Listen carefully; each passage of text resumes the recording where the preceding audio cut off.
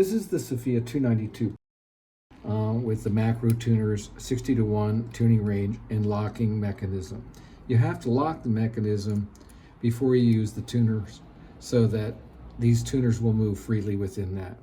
The question we hear a lot of, and also you open up the string, the question we hear a lot of is intonation.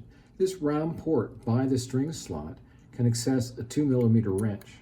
You can see the screws are on the back and there's slide slots here, so that by loosening it from here, you can move your intonation. Typically, intonation is on a zigzag with the E being slightly advanced of the D. So I typically ship it with something like that. What we have here is a 7-string.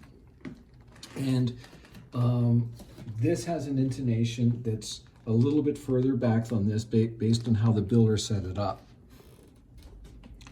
We just moved them all back in an earlier video, and everything seems very close. The key thing here before we decide how far to take it is to notice that here the base plate is not parallel or parallel to the body or 90 degrees to the riser post. This means that these will arc back when you put it in the correct position, moving the intonation point back. It could be enough to satisfy the needs of this guitar.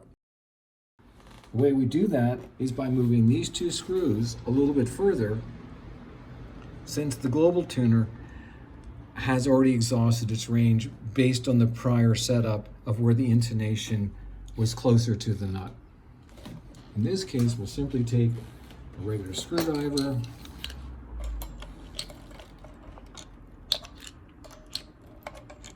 add tension to move this whole assembly forward so that under tension, it's still a little more, it still requires a little more.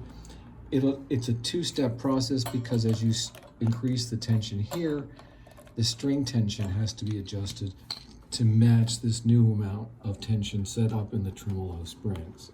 So here, it's almost back to 90 degrees. We think that when we release the tension from the pitch going up, it'll drop it back into position and the intonation will be quite good.